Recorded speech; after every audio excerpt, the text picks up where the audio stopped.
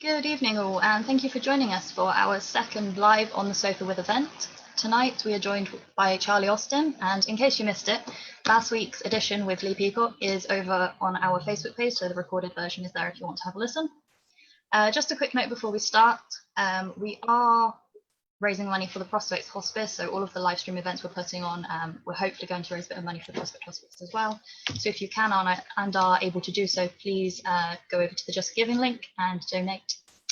So now I would like to introduce to you our host for this evening. So we've got Vic Morgan. Hannah, a very good evening to you.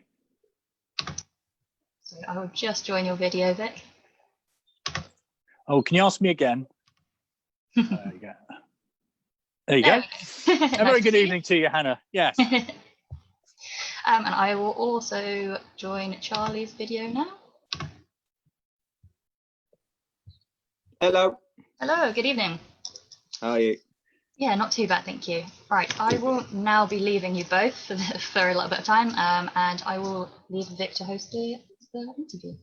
Hannah, thank you very much indeed. We'll see you again in a little while. Just to say, as we always say at this time, we're here because of very extraordinary circumstances, and our hearts go out to everybody who's suffered through this terrible time, and it is a terrible time. So all our best wishes go to all of those who are suffering and have suffered. And I'm sure, Charlie, you will back that up, because it is an extraordinarily sad time for many people, isn't it? Yeah, it's such a sad time, Vic. I think these kind of chats and these kind of events that have taken on over the last few months have only happened because of the circumstances that's gone on outside and around the world. It's such an important time for everybody, and I know we want to get back and seeing loved ones, and hopefully we can do that very soon. We'll get on to how it's affecting you in terms of football very shortly, but I wanted to start off by talking about something that was on BBC One last Thursday, which was a documentary involving Prince William, and you were included in this. Now, I could have flippantly said, here you are being talked to by a Prince of the Realm, but it was a very serious subject, and I thought dealt with great sincerity and sympathy. It was a very good programme. It was a very good programme. Meeting him was a great privilege, and the way he explained himself and what he wanted to do and what he wanted to achieve was something that he was taken back by and wanted to be a part of it. It's such a massive thing in football. The people that he spoke to shared their problems as such, if they are problems, or that they needed help. And we're talking about England's number one for 8 to 10 years, and he was at the top of his game and found troubles. Who would have thought that Joe Hart would be someone of that? It can happen to absolutely everybody. I think people often run away with the idea that footballers have got everything. We'll go through your rags to riches thing later, but footballers got everything, got money, they've got prestige. Why would they have mental health problems? But we all have mental health problems, do we not? Yeah, and we all do, Vic, and we all do them and take them in different ways and deal with them. I mean, footballers, it's easy for us to say, no, I'm fine. Men in general, look, no one really cries for help. There's many things, that's a macho thing, but it's not. Don't be ashamed. If you need help, you contact the nearest person, your wife, your boyfriend, your girlfriend, your husband, anybody possible. You need that help. Don't be ashamed to go and ask for it, because there's plenty of people out there willing to help you. And have changing rooms changed since you've been involved? I mean, obviously they are quite macho environments, aren't they? And people don't like to show weaknesses generally, but have they changed? I think so, but not only a small minority. The macho thing and that's footballers in general. They don't want to show weakness, because unfortunately, in the way it goes, it gets taken for granted, I guess, and people try and move you out of the way. But clubs deal with it so differently now. There's so many more people involved with football clubs that you can speak to. So changing rooms are very similar throughout the whole years that I've been there, but the clubs have definitely improved on every part of the mental health regime. Well, that's good to know. Right, Charlie Austin, you were born, I think, on the 5th of July, 1989 in Hungerford. That's not Hungerford behind you, is it? I think I would recognise that if that was Hungerford. If it is, it's changed a lot since I've been there. Correct, it's not behind me. But I am back. Sorry, go on. I do live in the local I do live in the local area. I did move back. I was fortunate to come. I was fortunate a property come up and I moved back, Vic. So it was somewhere that I was always going to move back eventually after my career. But I was fortunate enough to, location-wise, where I play, I was able to come back. Yeah, so you're at West Brom at the minute, and so obviously that means travelling. Is that a problem? I mean, it's relatively easy to get to Birmingham, I'm guessing. That's easy enough. I just go down the A419 and down by the air balloon up the M5. It's easy enough. I'm normally up for 6:30 anyway. The kids are awake, so it's nothing normal. Quick good morning, slip into the car and off we go. And you are back in training right now? Yeah, we're back in. We've been trained in 5s today, and the last week's been 3s. It's been different. But we're all grown adults. We know what we've had to do. We know the guidelines that we've had to abide by, because we need to get the football back on track. Obviously, with all the safety guidelines that's going, we know that we need to behave and follow the guidelines and not step over the mark and take the mick, because otherwise it ain't going to happen. I've been tested many a times. I think 4 times now I've been tested in the last 2 weeks. So for me, the football club are taking every procedure that's needed. The 20th of June, I think, is the date that the championship is being set to. But there are 1 or 2 problems with clubs saying, like your old club, QPR, saying they don't want to return. Can you understand their concerns? Not really, Vic, if I'm honest. We knew it was going to happen. It wasn't something that's been thrown on us and said, right, you're going to play next week. They've not been silly enough to say that. They've obviously consulted a couple of people, whether it's physios and chairmen and directors of football clubs. I'm not sure, but 3 weeks seems to give us enough time, I believe, to get fit and do what we need to do to get the season back started. Right, well, let's go back to the beginning then. I believe you started out at Reading. Is that right? Is that where you started with professional football? What happened at Reading? Oh, well, I got scouted when I was under 9s. I was there till I was 15. Doing okay. I enjoyed it. I was learning my trade, I guess. And then, listen, I was under 14s and the season finished, and I was small anyway through the team. And then throughout the summer, I'd come back and everyone else was massive. And I'd never had no growth spurt or nothing. I just fell out of love with it. I didn't enjoy it. I was getting knocked off the ball or stuff, and no matter what I ate, or I didn't really do weights or nothing. That wasn't a thing back then. But I just didn't grow. Didn't put no weight on. I was skinny as a rake. I just wasn't enjoying it, Vic. I turned around to my mum and dad, and he was driving me up the M4 twice a week, and then away all around London and Reddit. Do you know what I mean? For a game on a Sunday, I said to him, I'm not enjoying this no more. I don't want to do it. And Dad just said, "Are you sure?" And I said, "Yeah, mate." So he rang up the academy director, and I think they just agreed that I terminated my contract, and that was that. Well, that led you to playing in non-league, didn't it? Kintbury, Hungerford, Thatcham briefly, although I don't think you appeared for Thatcham, did you? But, non-league. Yeah, that was it, really. I went back after the Reading thing. I went to play for Newbury Town, and I was under 15s then, and that was good to get back playing with people that I knew locally, etc., score a few goals. And then the under 16s, I decided to play for Hungerford, and my uncle Darren run Kintbury Rangers, the reserves, and he asked me if I wanted to play, and I was like, yeah, okay, why not? So I was at 15 playing men's football. I had a year in men's football, so I played men's football on a Saturday, and then with my own age on a Sunday. But I was miles better than them. I was just stronger because I was playing with. I'd gone for the 18 months of not liking football because I was getting knocked off the ball, etc., because I couldn't grow, to then learning tricks of the trade, playing non-league against 20, 30 plus age blokes, to then playing against my own age I was just miles more aware, shall I say. My awareness and game management was miles better than everybody else. So size didn't really matter when you got to that level of football, is what you're saying. I think it's fair to say, isn't it? If a bit of nous maybe is what you needed rather than bulk.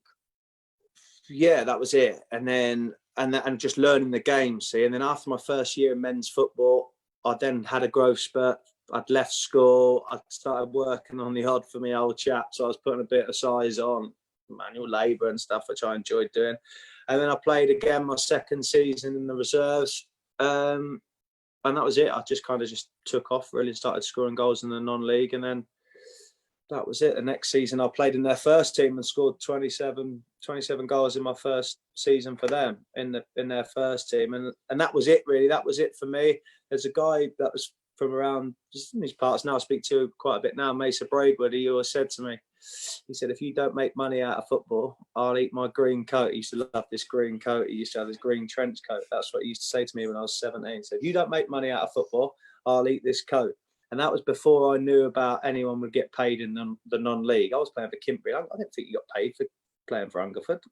Do you know what I mean? But obviously you do. And then what was to come was a bit different. Yeah, Poole Town, I think most people would associate you, because I think your family relocated to Bournemouth, did they not? And you were incredibly successful with Poole Town. And then there was this moment when Eddie Howe wanted to sign you for Bournemouth after you'd been in great goal scoring form for Poole, but they couldn't sign you, which must have been, I don't know, how did you feel about that? That was strange. I played my first season there, Vic, and I scored the goals that I did, and we won the league, and we was unbeaten to the last two games.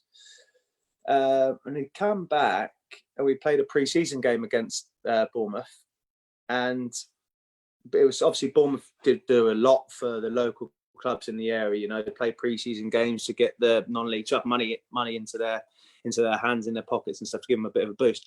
We played, and I scored 2 in the first half, and I'd come off. And the next day I had a phone call from Steve Cuss, who was assistant manager, and just said to me, look, Eddie Howe wants to take you on trial to have a look at you.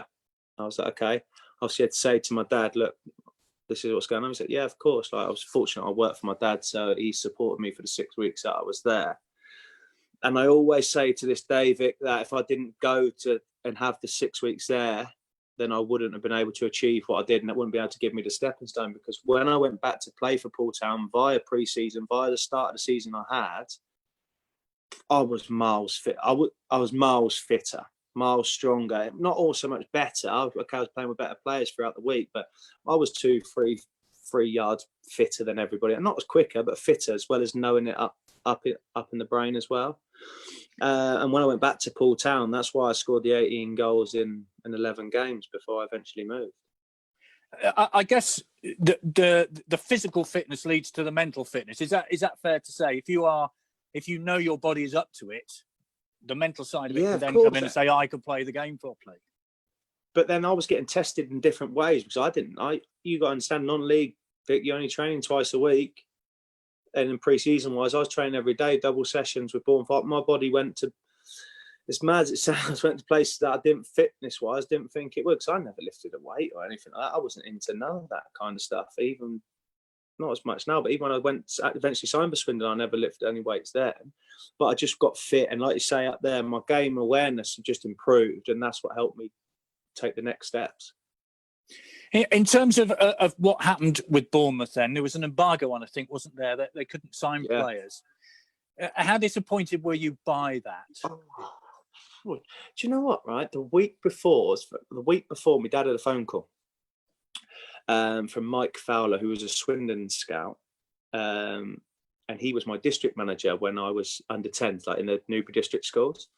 And he rang and just said to my dad, "Look, do you think Charlie would come to Swindon for a trial? Like, if I can arrange one?" Because he obviously heard everything. He obviously then got into dialogue with Ken Ryder, and my dad was like, "Yeah, I think so." But obviously he's at Bournemouth at the moment. But my dad, he knows football and stuff, and he'd have known that they had a transfer embargo on. But I was from non-league. It wasn't like transfer embargo was going to prevent a non-league player to eventually sign him. Do you know what I mean? We didn't think anything of that. Anyway, I was devastated when Eddie Howe pulled me in and just said, "Look, Charlie, I'm sorry, I want to keep you. I can't offer you a professional contract, but I want to keep you around the place and all that kind of stuff." But I just said to him, "Look, Ed, I appreciate everything you've done for me, but I can go on trial on Monday at Swindon." And he just said to me, "Listen, Charlie, if you go to Swindon on trial, then look, I'll shake your hand now and wish you all the best." And that, yeah. I mean, he always comes across as a gentleman. Of course, he was a Swindon Town loanee back in the day. He didn't actually play because of injury, if memory serves. But he always comes across as a gentleman. I think it's fair to say. Is that right? Yeah, absolute gentleman. For the 6 weeks that I had there, individual training that he worked on with me when I was there, considering I was from the non-league.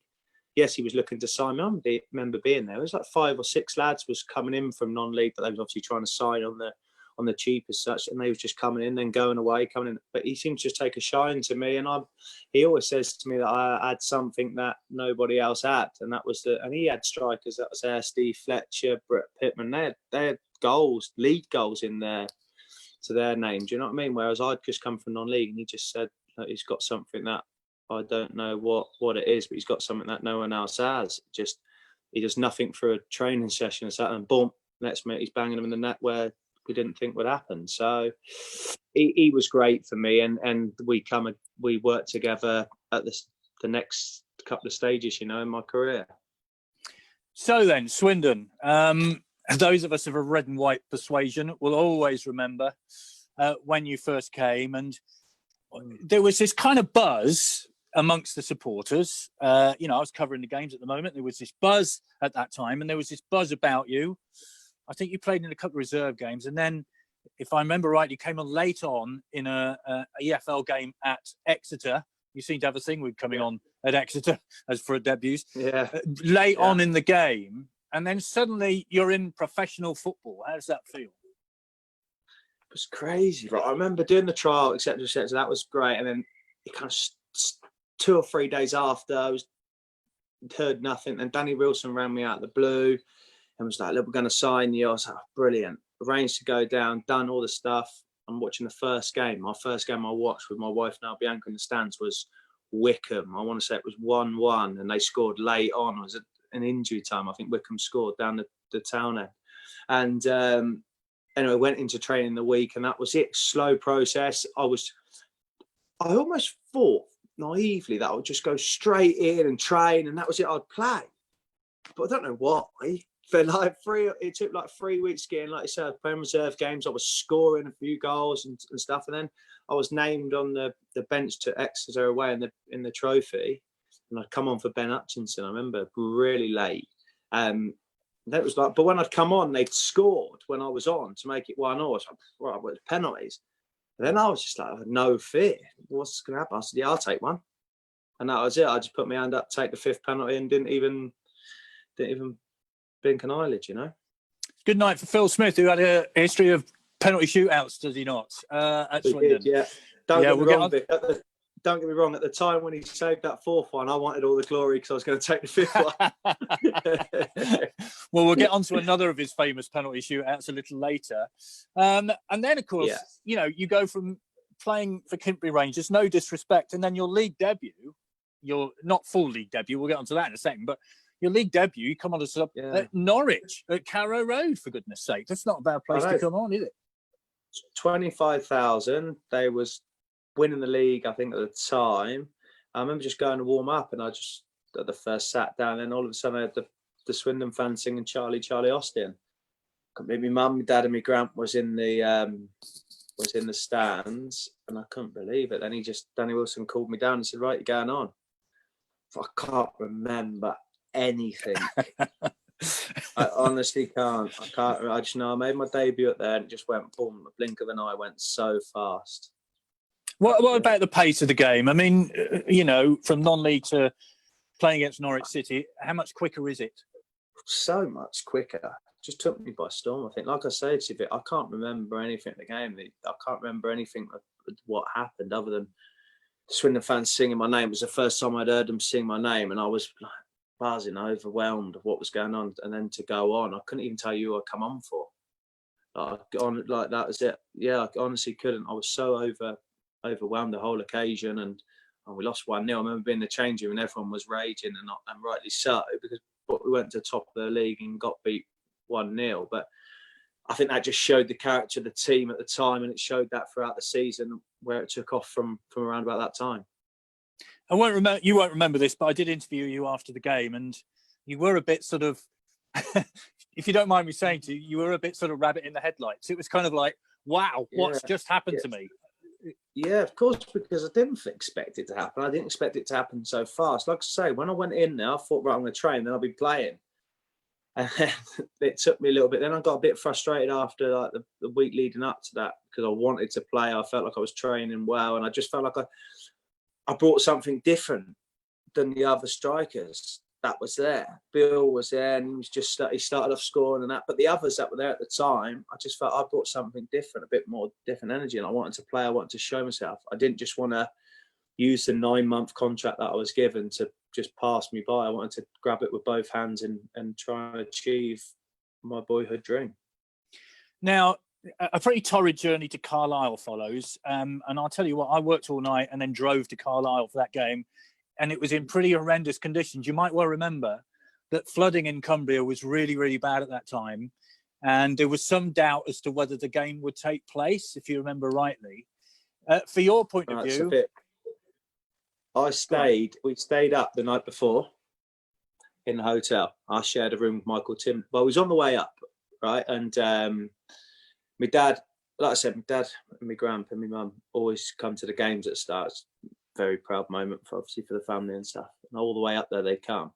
Anyway, we got to Bolton, we trained, and then he pulled all the team and named the team. And he said, Bill, and then Charlie. And I was like, no heads up, nothing, just sung it on me. And we're getting on the bus on the way up to Carlisle from Bolton, ring Dad, I'm playing. I was like, so all right, brilliant. He was in Newcastle with everyone that was coming across.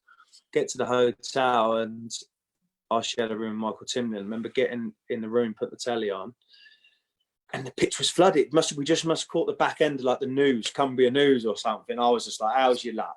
Going to get your first start away to Carlisle, and the game's going to be abandoned. But I remember waking up in the morning, the pitch was all clear, and we got the go-ahead. Yeah, it was amazing, because having been through atrocious conditions, no way this game's going to be on, and the pitch looked okay. And, you know, Charlie Austin being Charlie Austin, you didn't mess about, did you? 3 minutes, I think it was?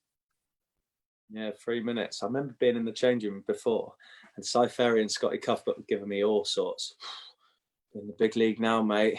Don't be nervous. I'm a bit nervous going out there, like the way they are. But I was fine. It was I just got out there, just Bill crossed the ball and had a touch and shot back across the goalkeeper, and that was it. 1-0. What dream debut? I think that was probably one of my first couple of touches, I think. And that was it. It went in. I remember after about 15 minutes, I looked up at the clock. I was after my second breath, early doors. The game was going so quick. The emotions that was going through my body and my mind at the time was unreal. I remember getting to half time, and that was great. And then I think I come off after about 5 minutes in the second half, I think.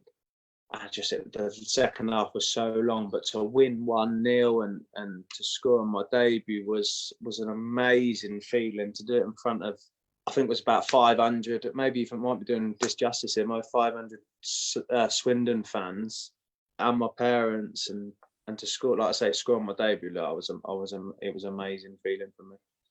Yeah, I mean, for those of us who will never score a goal for the town, the club they love, I mean, how is that moment when it hits the back of the net? Is it a blur? I mean, especially for you, because you are a local lad, let's put it like that. How was that moment? It was an amazing feeling. It was an amazing feeling. It really was. Just felt like that was it. It was to get off the zero, to be honest. To get off as a goal scorer, you want to get off the zero straight away. But as soon as it went in, the relief, that just gave me the belief then that I can do this. And that was it. But when I scored the first goal, I wanted to score many more. You became an instant folk hero, I think it's fair to say. And, you know, from then on, the partnership with Biddy Painter, you know, seemed to really gel. And there, you know, we could go through all the games. I've mentioned to you earlier on that, you know, I had this conversation with somebody the other day about, I mentioned this to many people, so it's not just blowing smoke, etc. You kind of are the best natural finisher I've ever seen at Swindon. I have to say that in all the 50 odd years I've been watching them. What is it about being a natural finisher? That instinct, how to position yourself, get to the place where you're ahead of the defender. We've seen it a lot with Owen Doyle this season. His finishing has been exemplary. What is it about that? I don't know. Listen, you can work on it. Of course you can. You can work on everything. And I practice. I practice a lot. Even now, I practice hard. Goal at home, even when I'm back here. But back in the early days, I always look back to my youth and I played at the park constantly. It was only when I got older, like I say, I took that awareness from playing boys football, then into men's football, then from non-league into the game. I never really adapted much. I just worked on my strengths, and that's what's took me to where I am today. And that's what took me on the first couple of steps when I was at Swindon. I never changed nothing. I still made the same runs. That was working for me in non-league. That seemed to work for me in League One. And I think at first, what helped was playing with Billy, was because the two centre-halves would go on to Bill, and then I would seem to be left free to make my runs and score. But I would score, and then all of a sudden they'd watch me, and then Bill would go and score after. And I think for about 8 games, we just went on a mad run where he would score, I would score. And I just think that was the partnership. And then when all of a sudden they both marked us both, our movement together as a pair was very good. And if not, to this day, I still think we was the best strike partnership, albeit Grant Holt and Chris Martin, that was for Norwich, that we would be up there, us two, in that performance that season for sure. I mean, I've spoken to Simon Ferry about this, and he said he loved playing in that team. What was it about that team which went on to do so well, albeit the heartbreak? I mean, if I mentioned to you Leeds United, Southampton, you would know exactly what I mean. I mean, they were epic games, weren't they? Yeah, there was big games. It was back end of January, beat them 3-0 at home, and I remember scoring up the Stratton Bank end. It was the first game that I played where it was all full at the back. The ball come inside, just helped on, had a touch and smashed it into like the halfway up the right hand side of the goal. That was so buzzing. We scored. The atmosphere that night was electric. And then at the other end, we battered them. We were miles better on the night and deserved to win. And then Bill scored a good header and a penalty. I got brought down for a penalty that Bill scored, and look, we were rightly winners then. We went down to Southampton again. I think it was about 17,000 there. We won 1-0, but I dragged one wide in the first half. The cutback from Alan O'Brien, I think, just went wide, and then I went round the goalie up the other end, and we won 1-0. But again, look, we deserve that. Si gets sent off right at the end, but we went on that little run around at the period. We win 3 games or so on the bounce, away games: Hartlepool, Brighton, and Saints 1-0. And I really think then that's when the tide turned for us, and we ran about March time then. We thought we was going to do it. Ellen Road also springs to mind. I mean, if you were to ask Swindon fans about their top 5 away games, I think many might put that in it, because it was such an amazing experience. So to go to Ellen Road and win 3-0 to give them a 6-0 on aggregate success, it was an amazing afternoon, wasn't it? I just think we played without any fear, Vic. I really do. That was the first time I'd been to Ellen Road. We went there and we battered them. Bill scored in the first half a great goal. Got a series of volley from JP. JP was instrumental for me and Bill. He supplied so many deliveries for us on a plate. And then he went up the other end and banged one, but he won't tell you, it took a full deflection. The camera does him all justice. Deflection in the corner. Then he set me up for a goal. Look, we were fantastic on the day. And like I say, I just feel that we played with no fear. We went where no one was expecting us to win, and we absolutely battered them. And then we went and beat Tranmere on the Monday to make 3-0 as well, to make sure it wasn't a disaster after the Lord Mayor show on the Saturday. Yeah, you mentioned John Paul Mcgovern. I don't think he gets as enough credit as he deserved for that season, because he really was one of the stars of that campaign, wasn't he? Yeah, what he brought on the field was very similar off the field. He was very good for me when I arrived, and he was very good for a lot of players. He was someone you could go to if you wanted help on the pitch and off the pitch. He was great for us, but when he was on the pitch, he was like a striker's dream. Like I say, you see from the stands the deliveries he was putting in for me, not only me and Bill, but for other players, set pieces, the corners he was putting in.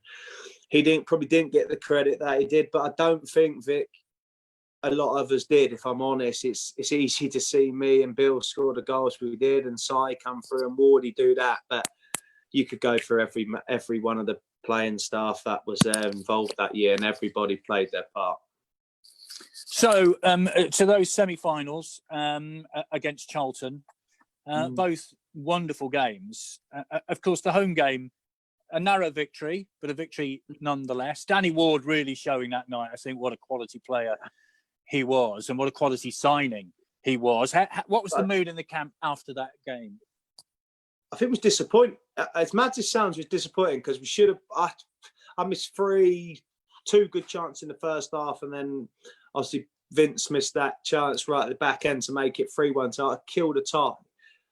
Look, we was winning, had a goal lead and stuff, and afterwards we was obviously excited and delighted we'd come away, but it was only half the job done. We come in Saturday morning. Danny Wilson was very keen to tell us that, look, it's only half the job done. But I think you're going about Wardy. I think if you look back, Vic, I think it was the last 4 games of that season, he'd went on a run where he'd scored in every game and he'd scored through the playoffs. And he kind of come into his own at the back end of the season. Danny come as a centre forward, and me and Bill was playing really well. And then he kind of made the left side his own. Strong, powerful boy he was, only 18 at the time. They couldn't stop him. It showed that when he scored the goal against Charlton at home. The away game then, and crucially, of course, Gordon Greer gets dismissed. And also, David Lucas gets injured. Phil Smith comes into goal, which was to prove, quite crucial, as we've mentioned, a penalty shootout to come. What was the feeling when Gordon Greer went off? What have you done, Gordy? What have you done? But go back, right, Vic, you know, when we stood on the pitch and go along shaking your hands, Charlton, for some reason, I didn't know they did that, but they played Red Robin goes bobbing along when we was outside. Obviously, about to shake hands, and we was like, it's like a home game for us for some reason. It just kind of triggered off. 20 minutes after, we was 2-0 down. Gordon got sent off, and we didn't lay a glove on them. I think we was pretty poor, to be honest. And then sometimes it's harder to beat teams with 10 men. And I know they had a 2-goal lead, but they kind of just took the foot off the gas, if that makes sense, and kind of took it for granted. I think that showed that instead of someone just bringing JP down, although they tried to, someone should have just took a yellow card. He shook off one tackle, shook off another. I think the third tackle on the edge of the box was a foul, but the ball was too late and it went through to Wardy, and he rolled it past Darren Randolph. And 2-1, we're into extra time. But I think we had, was it 10 minutes to go or something? Maybe after Danny scored, and we had our backs up then, thinking we might nick this we might nick another one here and go on and win the tie in the 90 minutes. Penalties. I mean, obviously, you. I don't know. You strike me as a very confident player. How is it a penalty shootout though? Because this is big time, isn't it? This is Wembley at stake for this. You know, This is a sort of, all right, with all due respect, a Football League trophy preliminary round thing. This is Wembley at stake. How are people feeling at this moment? I think we was confident. We had a confident group. Look at our players that took the time. Me, Darbs, and Wardy. We was all under 20. I think I was 20 at the time. Then you had JP took the first senior play, and so did Kevin and Mankwa. I couldn't tell you to this day he was taking 6. I couldn't tell you to this day he was taking like 6 and 7 and stuff like that. Bill wasn't on the pitch. He was just there. The first one got JP scores, and then I think Dion Burton scores, and then Bailey blasts his wide, and then it's me. Put us in front here. I'm walking up. I was fatigued from the 120 minutes we'd just played, and I just put it. That wasn't the best penalty. I took it, went straight down the middle, but I was so happy it went in. The relief going back to the lads, and just that put us in front. And then the penalties that followed were obviously faultless from Charlton, but ours was just as good. And I think the only one he couldn't really get near to was Kevin and Mankwa's, but that went in. And when Darbs was going up to take his penalty, we were there, and I remember being just stood next to Wardy, and we was holding each other so tight. When he scored, the elation, the emotion again was come out of your body. Like, what have we just achieved? Like we're going to Wembley. I think that showed that in our celebration. I think after the win, but we deserved to win overall tie, and it was a great night. A word about Stephen Darby, of course, and we wish him well. He will be forever known for that night at Swindon, won't he? And, to be going through what he's going through at the moment must be very tough. We wish him all the very best. But he is forever a Swindon folk hero because of that penalty that night. And a great player too, a very, very good player.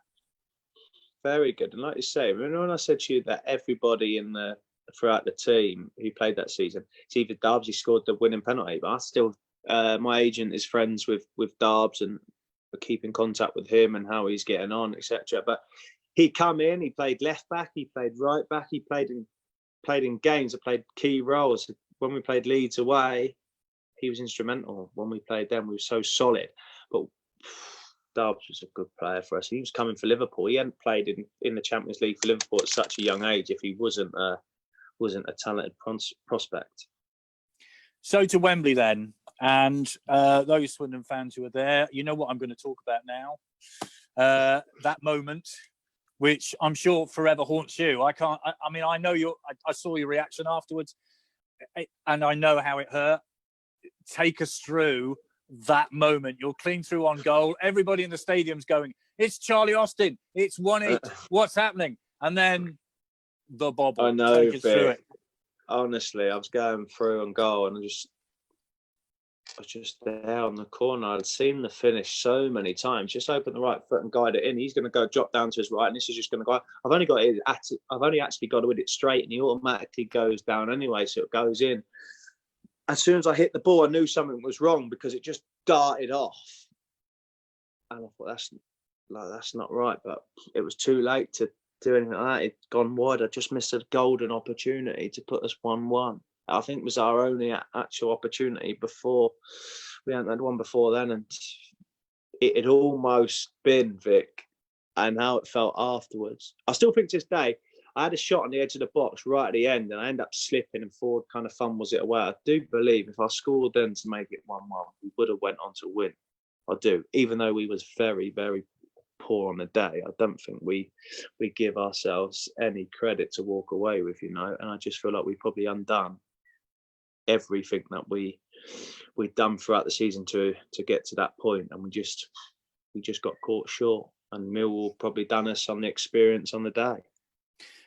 I know people like me ask you about it, but do you think about that moment a lot? Do you still, or have you forgotten it? Of course, yeah. You imagine, how can you not, Vic? I mean, you have a fairy tale season where my first game of that season was against a New Milton at home for Paul Town in front of 100 people.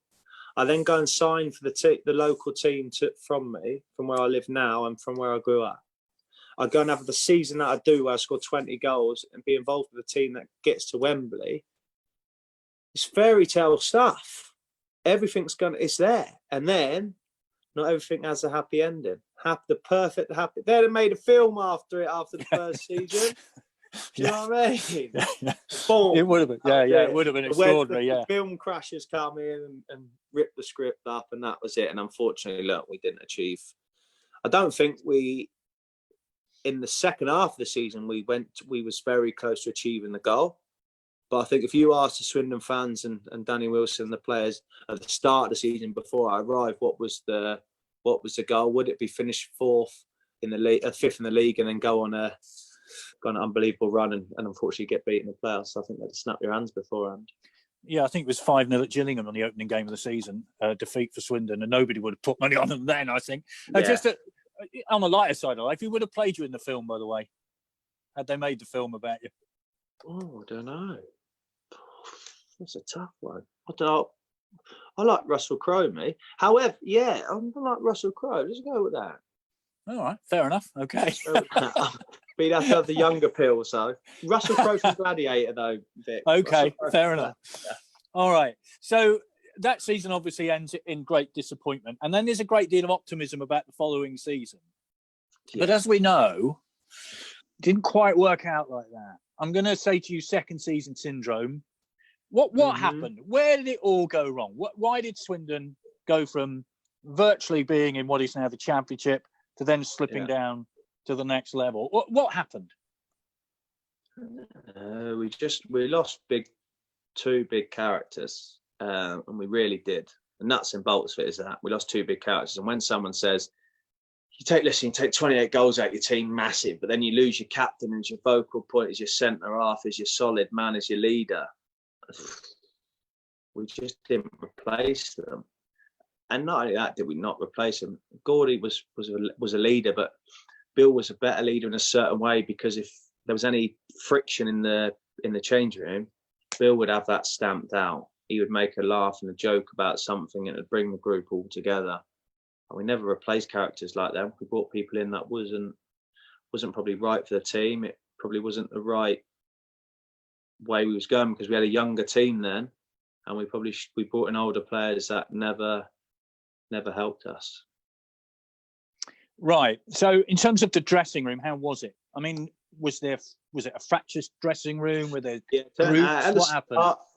At the start it was okay. It's fresh season, so it was easy to happen. We got beat Brighton the first day, didn't we? 2-1. And then kind of win a game, lose 2, draw a game, lose 1, and it just wouldn't happen here. I remember getting injured at home. I'd scored and then got injured at Southampton, and having the 5 weeks off, you kind of have to step out of it to then see what actually was going on. And when I could see what was going on, I was only at a young age. I didn't want to voice my thing. If I knew what I do now, I wouldn't worry about it. But I'd still only been a pro a year, and it was toxic. There was little groups forming. I was involved in the groups that obviously I was drifting away from, but you don't see it. I only see it more because I was injured, and I was with the group I was with when they was back from training, but that leaked into the training pitch, that leaked into performance on the pitch. That's no good. And the moment that happens, you've got to stamp that out as a manager, so that don't fall on, because that was the problem that happened with us, and that's why we couldn't string results together. Yeah, it all went very sour, didn't it? And that was, I think, the start of your injury problems as well, wasn't it? You had a run really when you had a lot of injuries, did you not? Yeah, I was fine. Everything was good. That done my shoulder. I had 5 weeks where I went to see a specialist down in Bristol, and everything was fine. He'd come back and said, work with this. And I'd actually worked with the fitness coach, Dave Morrison. And I got to the point where I felt so strong. I'd come back from my injury.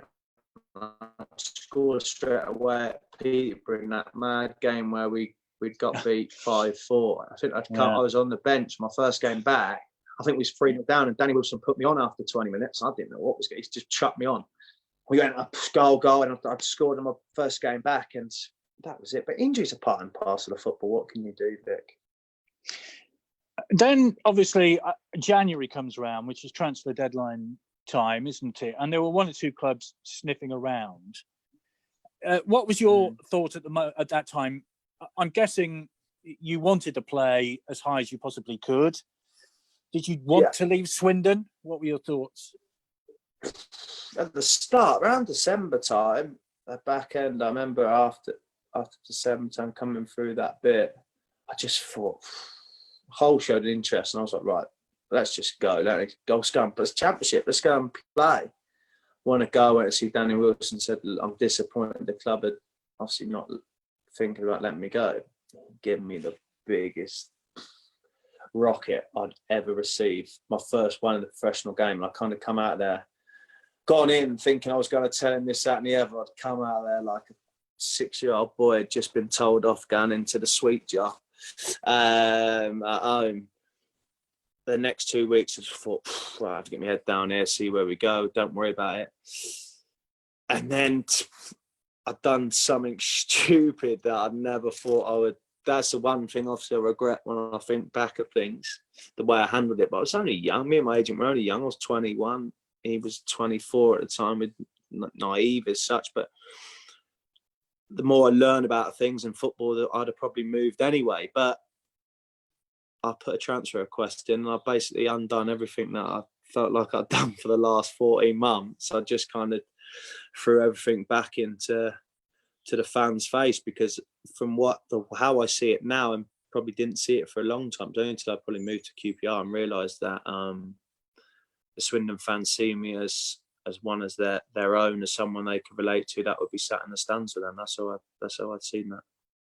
It did take me 3 or 4 years to realise that. Your last game was Tranmere, I think, at home, was it not? A 0-0 draw, and you had a penalty opportunity to score. Yeah. I missed it. Yeah. You could have said goodbye with a goal. How did you feel when that penalty didn't go in? Such a bad penalty as well. And I think in the second half, Vic, I missed one from about 6 yards at the inside of the crossbar down at the town end as well. It was horrible. Do you know what?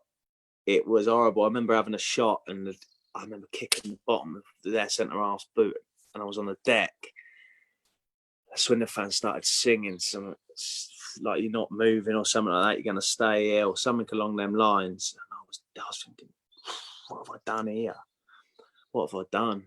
And then we moved on. I just remember coming out of my flat in Old Town, going down the hill towards the Merlin pub, and there's a shop. And I remember coming down, and outside was the front page, like the advertiser saying Austin Hans transfer request the week before. And I just thought, this is quite serious what I've done here. And I probably shouldn't have went about it the way I did. But like I say, I was only young. Yeah, you move on to Burnley, of course, and, you know, a successful time for you at Burnley, I think it's fair to say.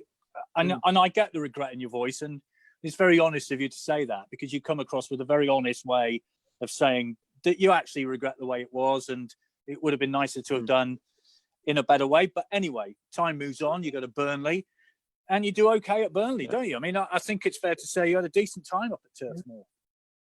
I loved it. First 6 months, don't get me wrong, I got second injury of my shoulder, and then, like I said, I probably needed then 6 months bedding in time at Burnley. I played the first 2 games, Doncaster away and then Norwich at home, and the game just went so fast. Basically, like the first game at Norwich away for me when I played for Swindon in League One. And I thought, they're stronger, they're faster, they're fitter. What's going on? Was that my mind playing tricks on me, or what it was? And then I got injured, and I needed the 6 months. I'd come back after that pre-season, fit, raring to go, and I scored straight away. And the Burnley fans took to me, I think, because I was a builder. Their song was "He used to build walls and now he scores goals." And again, I think they took to me like the Swindon fans did, like someone they could sit next to in the stand and watch. Me and my wife was up there. We had our little girl up there, and the people up there were fantastic. They took to me, like I say, like I was one of their own also. And it was an amazing 2.5 years. Definitely, I grew up a lot when I was up there. I think you were the quickest to get 20 goals in a season for Burnley. Is that right? Yeah, quickest to get one. I think it's November 17. I think it took me 17 games to score 20 for them. I'd also matched the record of Ray Pointer, who sadly passed away 18 months ago. In 1958, he scored in 8 consecutive games, and I'd done the same. But I'd scored 14, I think, in 8, and he'd scored in 8 consecutive games. But I think it was the most goals, home games. I think the season that I had was I scored 28 goals, but I was on 20 before Christmas. I just went on an amazing run, and to be part of a club with so much history, Vic, and to be in their record books, I still say to the people that I speak to up there now that it would take a good one to match us or beat it. QPR to West London, and again, you do okay there. I mean, we're talking about a career here, and it is the rags to riches story. And, you know, as you said, it is film stuff, this, because wherever you go, you score goals, don't you? So QPR, off you go, 2013, and another Wembley playoff final. Yeah, amazing. Just I went into there, it was completely different from the 2 dressing rooms that I'd had previously to what I was going into was completely different. I was playing with England internationals, Premier League, number of Premier League appearances. Unbelievable. Got to Wembley again. I was the only person on the starting 11 for QPR, and I think on the match day squad that hadn't played in the Premier League. And I was the top scorer, and I just wanted to achieve my dream, I guess, was to play in the Premier League. I ticked the boxes that I wanted to play in professional football. I ticked the boxes that I wanted to play in the Championship. Now it was all about getting to the Premier League, and the way we done it was 10 men, 89th minute winner was amazing. That feeling when that whistle went was the relief, the enjoyment, the every bit of emotion drained out of me to realise I'm about to achieve my dream. Does your mind flash back to those days at Reading, and you think, well, hang on, I fell out of love with football, and here I am reaching the promised land, as it were. Do you know what, Vic? I kind of forget about them days, if I'm honest, the Reading days, and feel like my football, that was a learning part of it. But my real football started when I was playing men's football, when I started playing for Kintbury and Kintbury Reserves and Kintbury First Team and Hungerford, Poole Town. That was when I really started. I was good when I was younger, don't get me wrong. When I played under nines for Hungerford, I was a good young talent, do you know what I mean? But I started being a lot better when I played men's football. I like the hustle and bustle, I guess. I like to stick my foot and I like to get involved with the centre halves, and that took me in good stead, and I still do that now, you know, and that's what's helped me get to where I am. Southampton, then, you don't mess about because you like scoring on your debut. We were discussing this earlier on. And if you're going to score on your debut, do you know what? You might as well do it at Manchester United, mightn't you? I mean, £4 million move to Southampton, a club that you'd scored. You kind of glossed over your Swindon goal at Southampton a little bit. It was a little bit better than you described it, I think. And anybody who's seen Pele's dummy of a goalkeeper in the World Cup of Uruguay many years ago will remember that goal at Southampton and think, do you know what? That was pretty similar, except Charlie scored that one. But to score at Manchester United on your debut, that's pretty special, isn't it? Yeah, I remember warming up with Maya Yoshida at the time, and Sammy Lee was shouting me down, and I went on Maya, said to me, good luck, go and get the winner. And I come on for Sadio Mane. I remember having a first touch and getting fouled in the corner. I just said to Jose Font, come here, Jose. And obviously I played against Jose League One and Championship. I remember being marked by Paddy McNair and Morgan Snydon, got us a 4, and we all went to the front post. I kind of stopped, went 2 steps back, and I was free alone and 7-8 yards out, header into the bottom corner. On your debut at Old Trafford, we couldn't make it up anymore, Vic. It was incredible. It was like I said, emotion loads of times, but to score, you can't explain that. I can't explain that. I've scored a goal at Old Trafford that we won 1-0 on my debut for the club that I just signed 7 days before. I remember getting back to my phone in the chat. I had 187 WhatsApps, like, people congratulating me. It was all mad. It was all crazy. And if you could write a dream debut, it was coming. I was on the pitch 10 minutes and I scored after 7 and we won 1-0. It was some feeling. One thing I'm going to say to you is about England, because I was on holiday when this game was taking place, but you got called up for the Republic of Ireland friendly, and then there was a World Cup qualifier against Slovenia, if I remember rightly. It was you and Jamie Vardy, who, let's face it, has had a similar journey through his footballing career, and there you are, you're being called up for England. Now, as I said to you earlier, if this was an extraordinary 5-5 game and everybody was brilliant in this friendly against the Republic, you could understand why one Charlie Austin is kind of left on the bench not playing. As it turned out, it was a baking hot day and a drab 0-0 draw. Why on earth does Charlie Henry not come on? I honestly don't know, and I was just happened. The experience was brilliant. I played with England international. I was trained with them. To not come on, I was disappointed. I was gutted. It was this close, but maybe it just wasn't meant to be. And I still don't know to this day why I was never put on. But I guess that's football. It happens, ups and downs of it. Of course, I have regrets of that not going on. I wish I did. Of course, I wish I was in one cup. It'd have been unreal feeling to be and say, look, I played for England. But I've been involved with a squad. I was close enough that I could get to, and I'd snap your hands off if you offered me that at the start. It was Roy Hodgson, I think, wasn't it? Did he not say anything to you? He just sort of... No, not really. No, just let it go, to be honest. And what can you do? Managers have their own opinions, and if they want to play, they play. If they want to make substitutions for you to go on, then they do. Like I say, it's part of football. We've got loads of questions to come very shortly from people who've sent messages in, but I just wanted to move on to West Brom. You're at West Brom now. You're back in training, and your career at Southampton didn't. Were you disappointed to leave St Mary's? Not in the end. I wasn't in the end. How I left probably was disappointing. It's easy. Fans only see one side of it. the manager didn't want me there, no problem. Just felt like he should have went about it the proper way and spoke to me personally on a personal note. He treated me like I was a bad egg and I was going to cause problems for the team. I'd been there 3.5 years, and then to be prevented to not eat in the same canteen and tried to stop me from speaking to the canteen ladies and the laundry people and the people on the front desk. And that just showed the kind of man he was. And for me, I just be straight, tell me straight in the eye, look me in the eye and tell me the situation. But to try and prevent me from speaking to them kind of people it left a very sour taste in my mouth. Well, you're at West Brom now. I think many people will remember your time at Southampton for your extraordinary rant against, or for the help that referees should get. And actually, ironically, of course, it kind of helped bring VAR about, didn't it? I know. Do you know what it is? Like, I come off the pitch and we just drew, and the fan gave me a bit of stick before I went on. So I was fueling the fire, and we'd scored, and goal was disallowed and everything. As soon as you come off the pitch, you get interviewed straight away. And I just kind of just started talking and just went off on one, full rant. Then at Saints, it's only small, isn't it, where the media people is, and more people was coming. Like, they was looking around like something's happening here.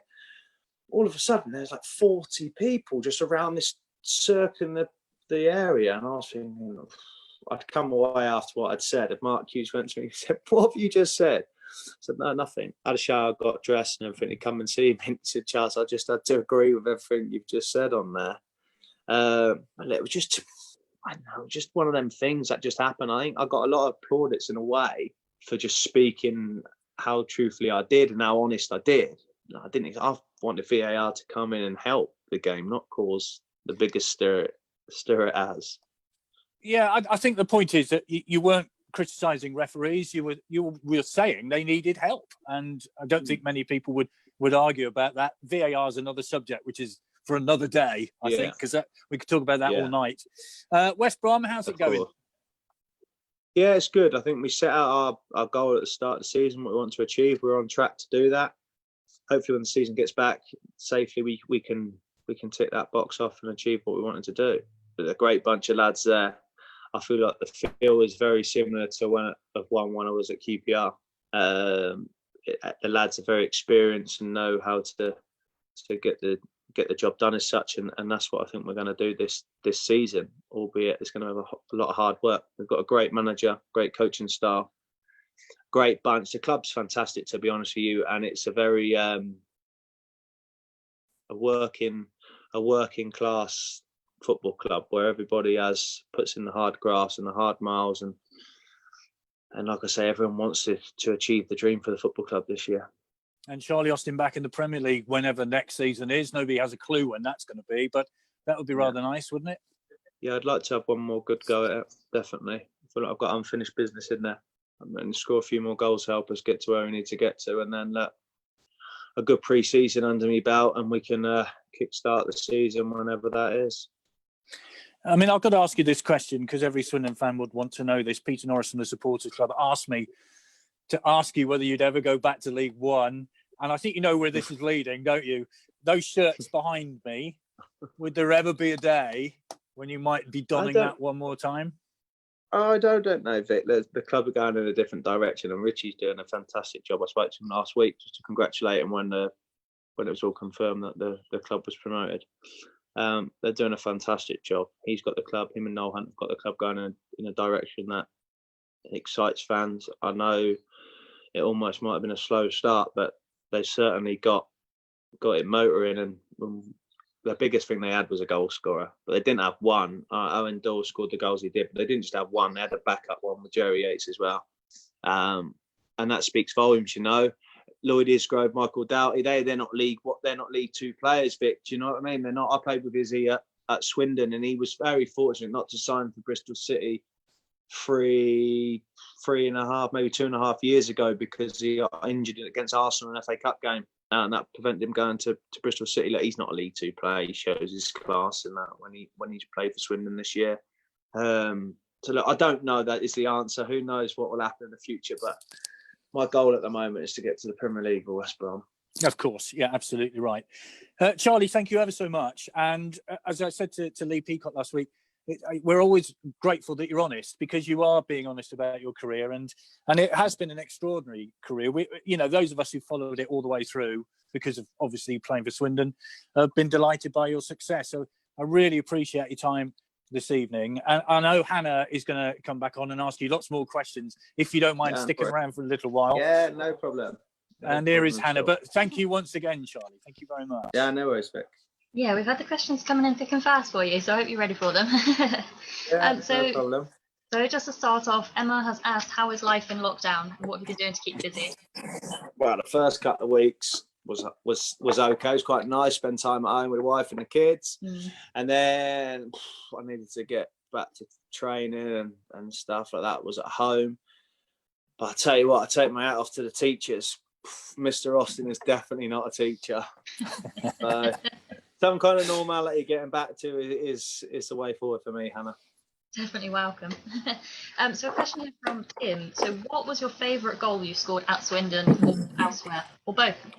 Oh, favourite goal was Swindon. I scored 37 of them. I remember scoring a goal, right, away to Rochdale, underside the crossbar. We drew 3-3 in the second season. And that was, don't get me wrong, that was a good goal. The goal against Charlton in the playoffs, the header. But I do think the goal at St Mary's, where I go round the goalkeeper, touch it one side and run the score, and we win 1-0. I think that's my favourite goal. But like I said to Vic earlier, I could say them all. And similarly, we've got a question in from Lee. What was your favourite memory as a Swindon player?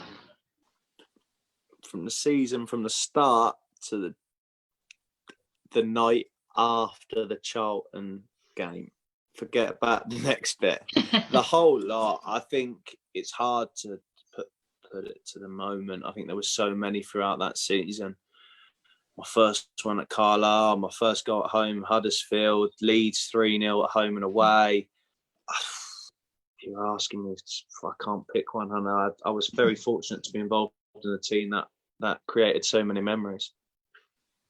So leading on to the next question, actually. So from Swindon Sparkle, who do you feel had the best chemistry at Swindon and also at the other teams that you played for? When I played at Swindon, the best chemistry was me, Billy and JP. Me, Billy and JP, because I just feel that we had a spark that kind of worked for us. We knew where each other would run. JP would know where we'd move, and it just clicked. And them kind of things you don't need to work on. I'd done the same when I played with Kieran Trippier.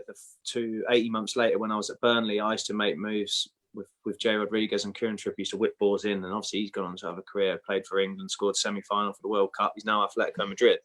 So that was kind of my biggest spark in the link up with someone. There were rumours, I'm not sure if you can confirm this one. Were you in the town end for our 5-5 draw against Sheffield United in the playoffs?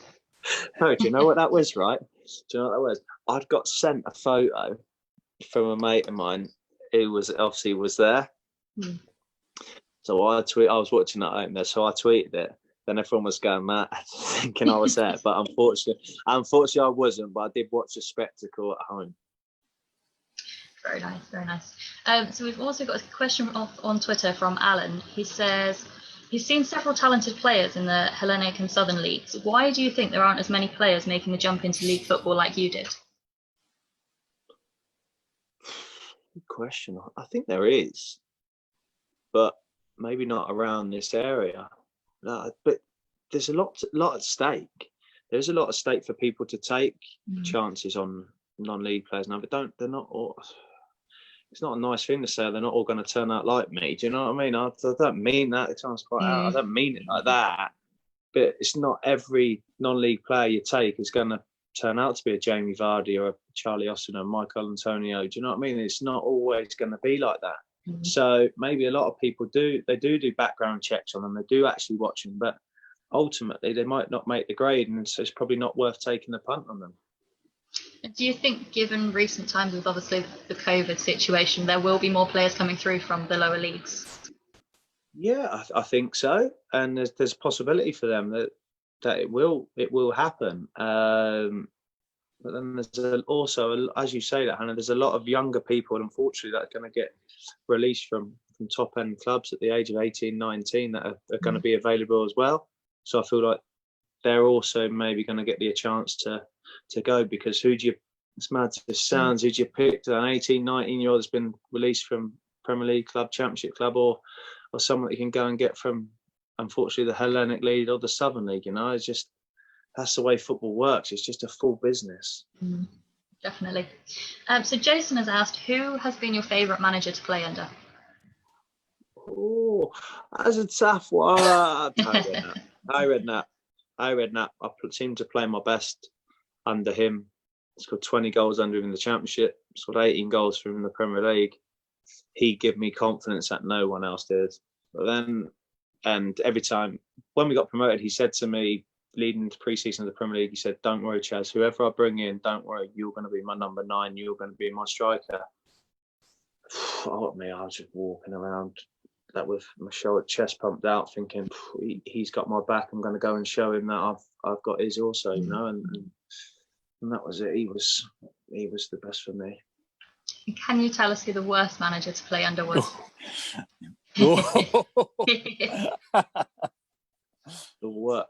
Jimmy Floyd Hasselbank. Jimmy Floyd Hasselbank was the worst. He didn't like me, and I didn't like him. He was a very arrogant man. He was, and we and him just didn't see eye to eye, and we was together for 6 weeks at the club, and I don't really think we had a word to say to each other, and that was just the way it was, and I didn't like the way he trained or managed, and he's the worst. Okay, and we've just got one more for you. So Pete has asked, do you think you're likely to retire at a certain age, a certain level, or just until the knees give in? I don't know. That's such a tough question, because I think it comes to a time when to retire. I think your body will let you know, or you'll know mentally in yourself. But at the moment, I'm fit and enjoying every moment of it. A lot of people say you miss the banter, you miss the boisterous stuff, you miss the everyday routine of going in, and I've got no intention to retire soon. So I guess my body will let me know in a few years' time when enough's enough. But at the moment, I do the best job in the world. I suppose at the minute, I mean, most footballers have had the longest break they've had for a long, long time, haven't they? I mean, your close season is normally quite short, but you've had 2 months, 2.5 months. It's been a long time to have a rest, I guess, isn't it? Yeah, I think it's this Saturday coming will be 3 months since we last played. So that unbelievable time off. I mean, obviously the length of time we've had off, and the circumstances have been horrific around the world. We're itching to get back, and I just think it almost gives you the fright, Vic, of if this is retirement. I don't want to go on Tesco's. I don't want to be following me at Tesco's shopping. Do you know what I mean? I'm not retiring anytime soon. And if this is retirement, I need to get my act together. I need to get some kind of business going forward, or get some kind of my coaching badges and all something like that in line, because I feel like, to be honest with you, I've got something to offer to other people, whether that is coaching and managing, or as a pundit, or as a radio host, or whatever it is. I just feel like I've got something to give back to football. But you run soccer schools, I think, don't you? Or you're certainly involved. Yeah, I did run soccer schools and stuff. That was very good. It was an enjoyable time, and just seeing loads of young kids play. There's so many opportunities for young kids now to get involved in football and stuff in the local areas, and I feel like the local communities do so well to put football in grassroots level on a platform. Well, Charlie, once again, thank you very much indeed, and we'll let you go and get ready, I guess, because you've got another day's training to come. You'll be aware, of course, of what football clubs are doing at this present time, and if I hold that up, I've got several of them behind me. There's Snoods from the Swindon Town Community Foundation, and there are 5 each, and all the money goes to running Community Foundation, and they're doing fantastic work at the moment. They're delivering food parcels, all that kind of thing. I know West Brom, they're involved in helping out the community as well. And at this time, that shows how much a part of a community a football club is, isn't it? I think it just shows, Vic, that the football clubs need the local community to back them and support them. And what greater way to help the local communities around, especially in a time like this. We're all in a time of need. Elderly, younger, middle-aged, like we were talking about mental health at the start. Do you know what I mean? There's all sorts going on, and for football clubs to arrange that for the local communities, and fantastic, and we need that. And like I say, every little helps, and the clubs that I think every league club is doing their bit for the local community. I think at this time football has been faultless. Charlie, thank you. And I think anybody who's listened to you tonight will know, how much of a part of Swindon Town's history you are, albeit for a very short space of time. What an impression to make in a short space of time. Very short. But appreciate your time, Charlie. Thank you.